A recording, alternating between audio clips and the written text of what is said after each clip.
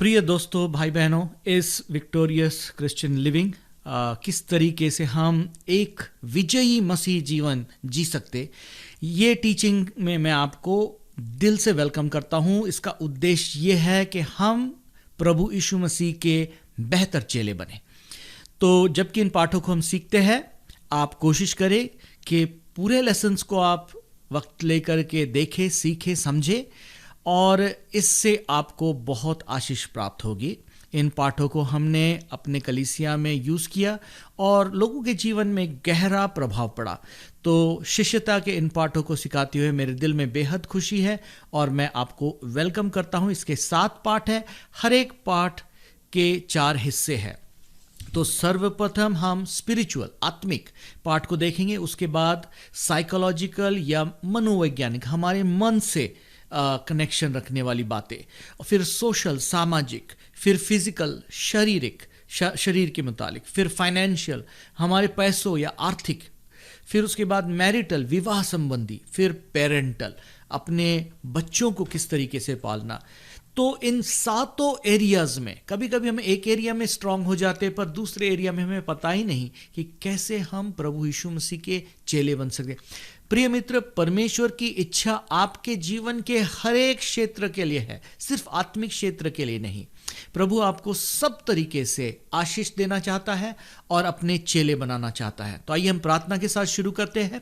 प्रेमी पिता परमेश्वर, मैं इस प्रिय भाई बहन जिसने टाइम निकाला और इस पाठ को सीखने के लिए अपने आप को अलग किया है, प्रभु तू उनको बड़ी आशीष दे और उनके इस इच्छा को प्रभु तू आशीषित कर, ताकि वो इन पूरे पाठों को देखे, सीखे, समझे और तेरे बेहतर शिष्य बने। यही हमारी दिल से प्रार्थना है और हमारा उद्देश्य है। प्रभु यीशु तेरा धन्यवाद करते, तुम्हारी सहायता मदद कर, तेरे पवित्र नाम में आमीन।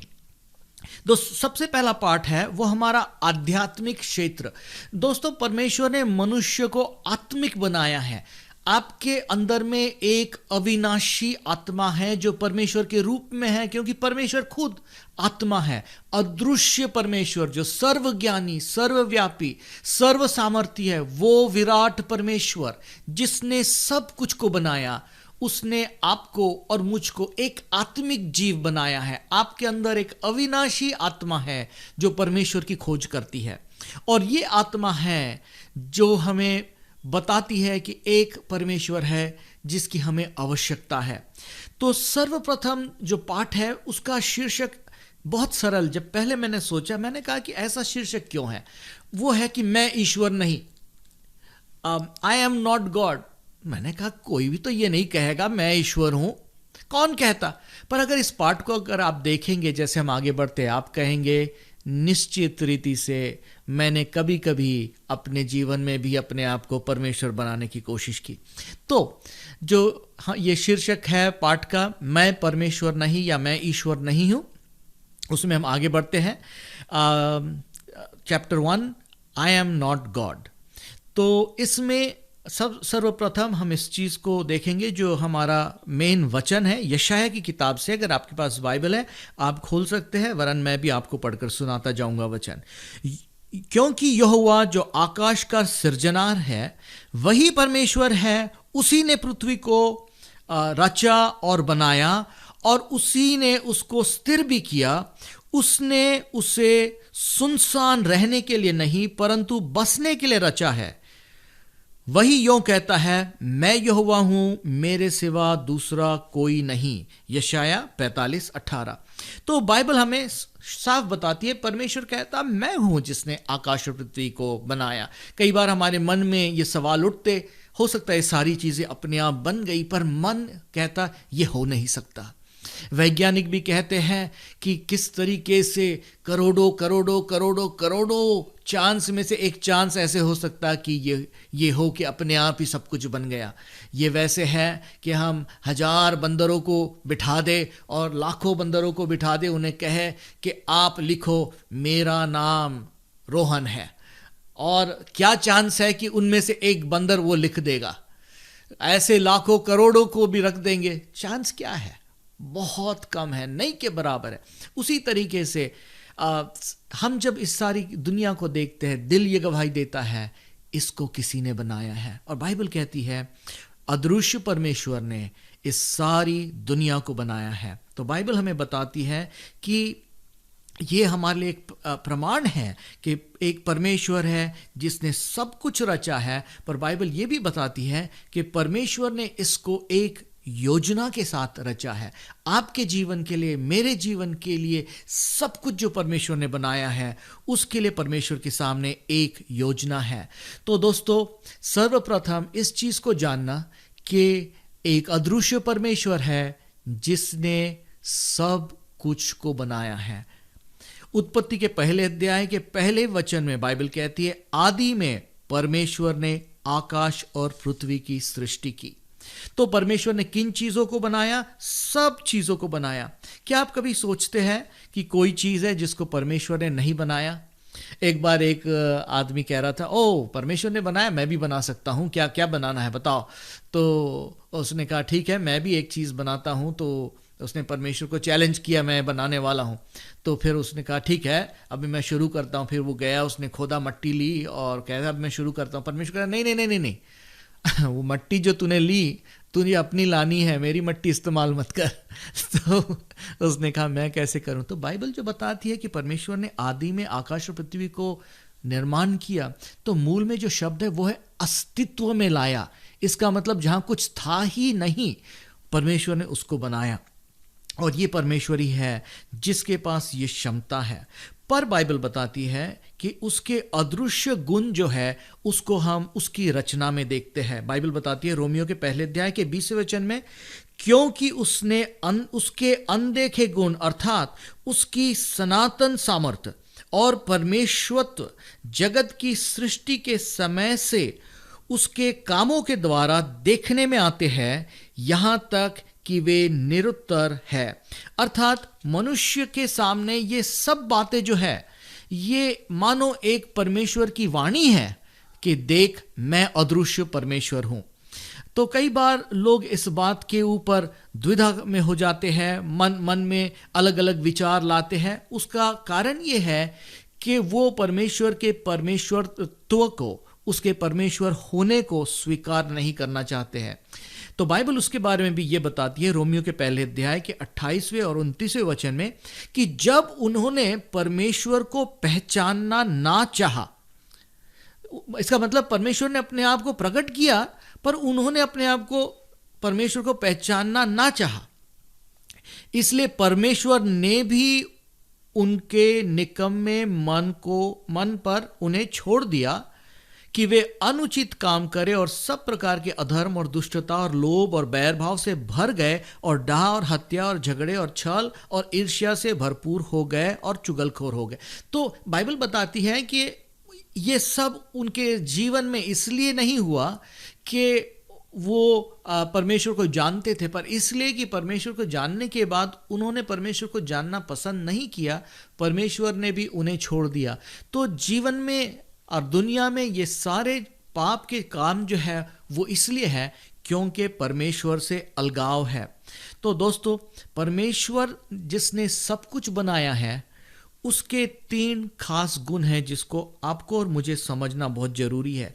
बाइबल बताती है दानियल 4:35 में, पृथ्वी के सब रहने वाले और उसके सामने सब कुछ जो है वो तुच्छ गिने जाते हैं और वह स्वर्ग की सेना और पृथ्वी पर रहने वालों के बीच अपनी ही इच्छा के अनुसार काम करता है और कोई उसको रोककर उसे नहीं कह सकता कि तूने यह क्या किया।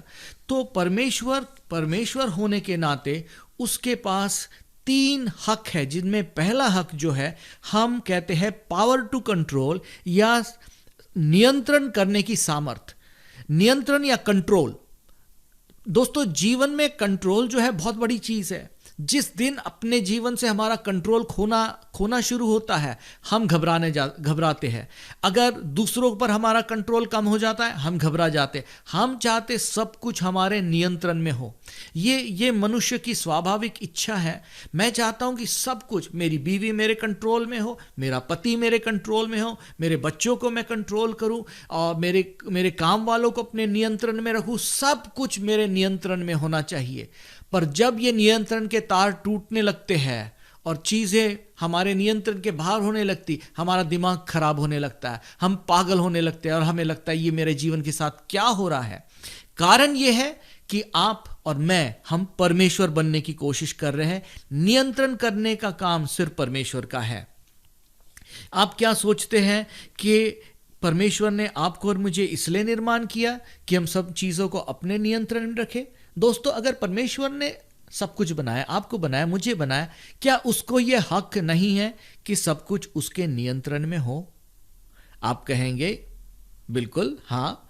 तो इस वक्त हम दूसरे टॉपिक पर जाते हैं, या दूसरा एरो देखते हैं कि जो दूसरा हक परमेश्वर का है वो ये है कि परमेश्वर के पास अधिकार है कि वो सब चीजों को ना ही उसका नियंत्रण करे, पर परमेश्वर के पास सब चीजों पर अधिकार है और न्याय करने की ताकत है। जीवन में मनुष्य क्या चाहता है? मनुष्य चाहता है कि मैं कानून बनाऊंगा और सब ने मेरे कानूनों के अनुसार रहना चाहिए। मैं नियम बनाऊंगा, मेरे विचार के अनुसार सब कुछ होना चाहिए। पर यह हक जो है मनुष्य का हक नहीं है। न्याय करने का अधिकार सिर्फ परमेश्वर का है। बाइबल कहती है याकूब के 4 अध्याय के 12वें वचन में, क्योंकि ईश्वर ने सब चीजों की सृष्टि की है और वह केवल की है, यह केवल उसका अधिकार है, और कि वह अपने निर्धारित मापदंडों के अनुसार के आधार पर उनका न्याय करे। तो परमेश्वर ही है जो हर एक चीज का न्याय करता है। परमेश्वर ही है जो हर एक चीज को न्याय करने की ताकत रखता है। ये मनुष्य का काम नहीं है। अगर हम परमेश्वर यीशु मसीह के शिष्य बनना चाहते हैं तो हमको इस बात को जानना है कि नियंत्रण करने का, न्याय करने का अधिकार परमेश्वर का ही है। जो तीसरा अधिकार परमेश्वर का है वो है, परमेश्वर एक ही है मात्र जो प्रशंसा के योग्य है। बाइबल कहती है प्रकाशित वाक्य के 4 अध्याय के 11 वचन में, हे हमारे प्रभु और परमेश्वर, तू ही महिमा और आदर और सामर्थ के योग्य है, क्योंकि तू ही ने सब वस्तुएं सिरजी है और वे तेरी ही इच्छा से सिरजी गई है। तो यहां बाइबल बताती परमेश्वर ही सब महिमा या तारीफ के योग्य है। कभी कभी हम हो सकता खुले में ना बताए, पर मन के पीछे यही इच्छा होती, अरे सबके बारे में तारीफ हुई, मेरी तारीफ नहीं हुई। हम चाहते लोग हमारी तारीफ करें, लोग हमारी प्रशंसा करें। मनुष्य प्रशंसा को ढूंढता है, और बाइबल बताती है कि ये 3 गुण, नियंत्रण रखना, कंट्रोल करना, न्याय करना और प्रशंसा, ये सिर्फ परमेश्वर के ही है। और अगर मैं मनुष्य होने के बावजूद अगर ये चीजें चाहता हूं तो दोस्तों मैं परमेश्वर की जगह लेने की कोशिश कर रहा हूं।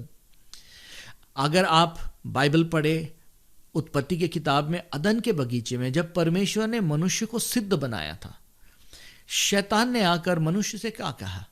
उसने हवा से कहा, अगर तू इस फल को खाए तू परमेश्वर के समान बन जाएगी। इसका मतलब तुझे परमेश्वर की कोई जरूरत नहीं।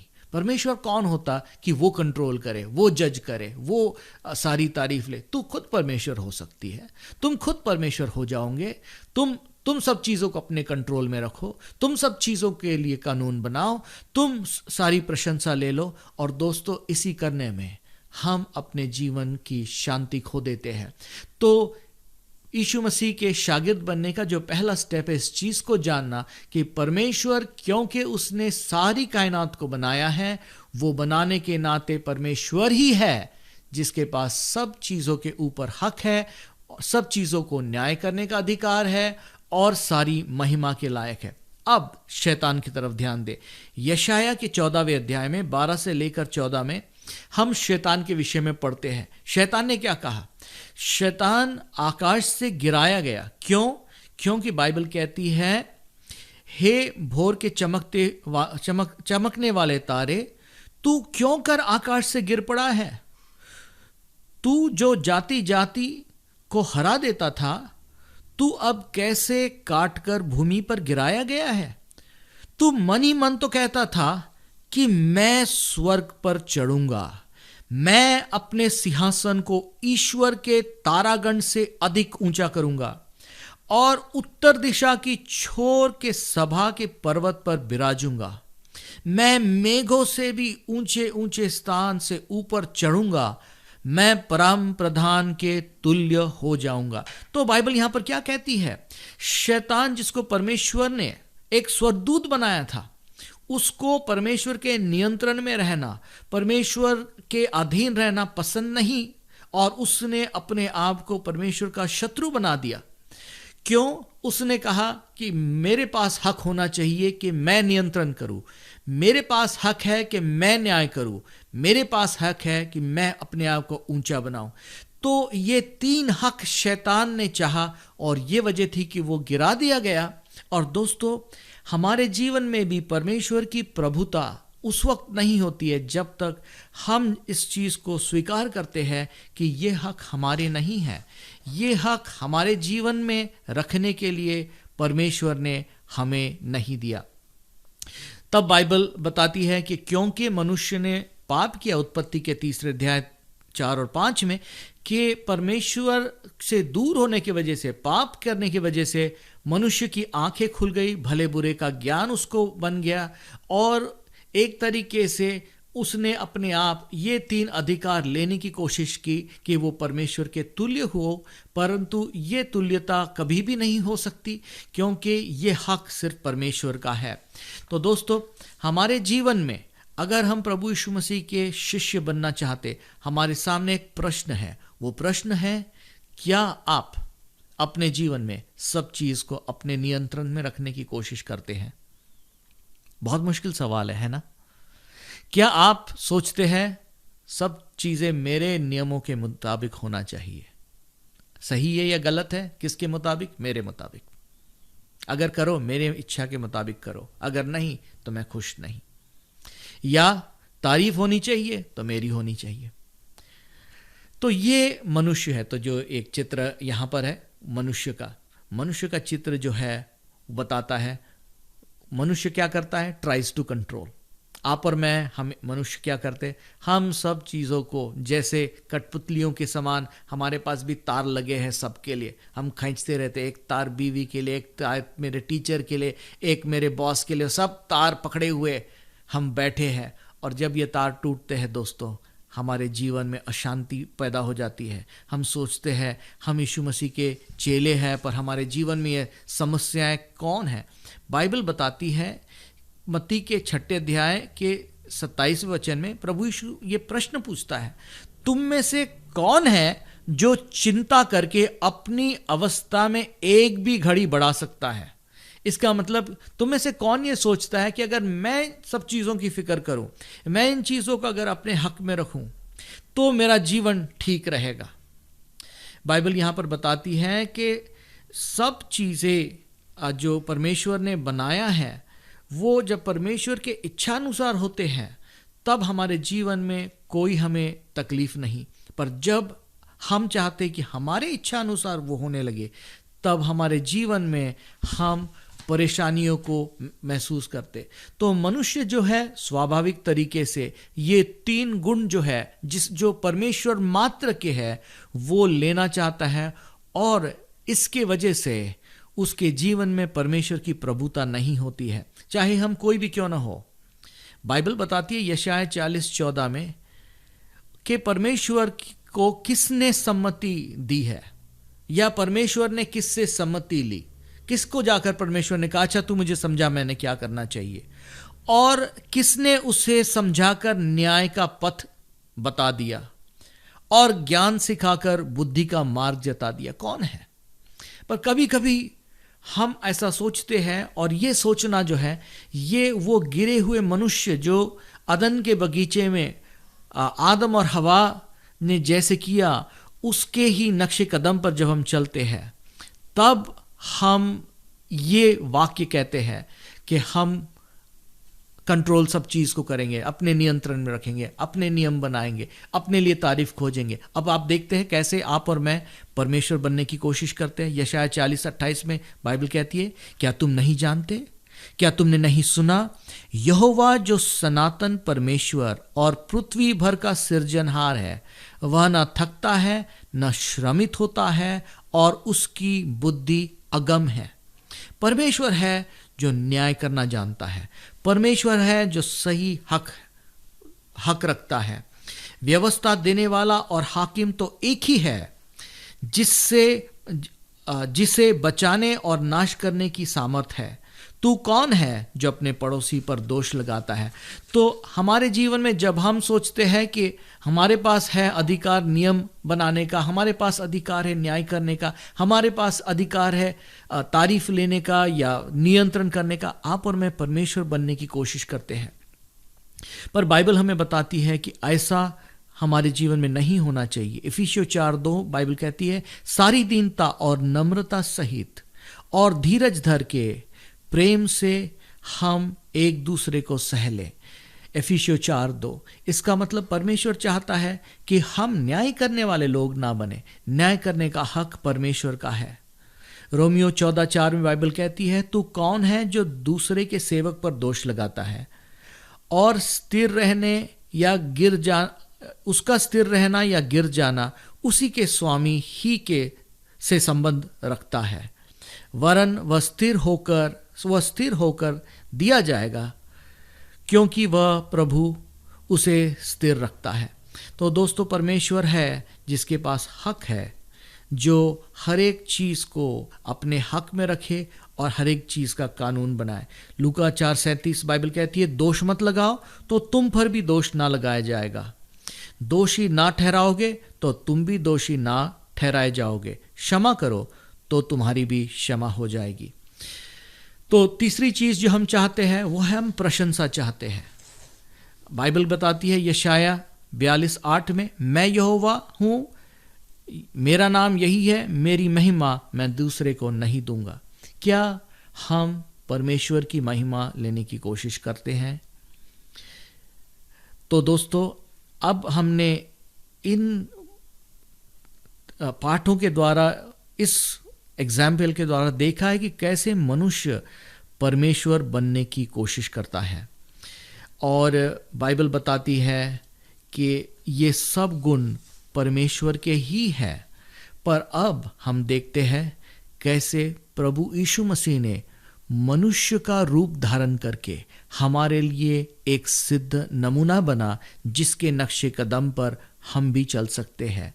फिलिपियों 2:6 में बाइबल बताती है, यीशु मसीह के लिए, जिसने परमेश्वर के स्वरूप में होकर भी परमेश्वर के तुल्य होने को अपने वश में रखने की वस्तु ना समझा। इसका मतलब परमेश्वर खुद होते हुए भी उसने जब इस दुनिया में आपके लिए और मेरे लिए एक सिद्ध नमूना बना, तो उसने हमें बताया किस तरीके से हम वो जीवन बिता सकते हैं जिसमें हम अपने आप को परमेश्वर के नियंत्रण में रखें।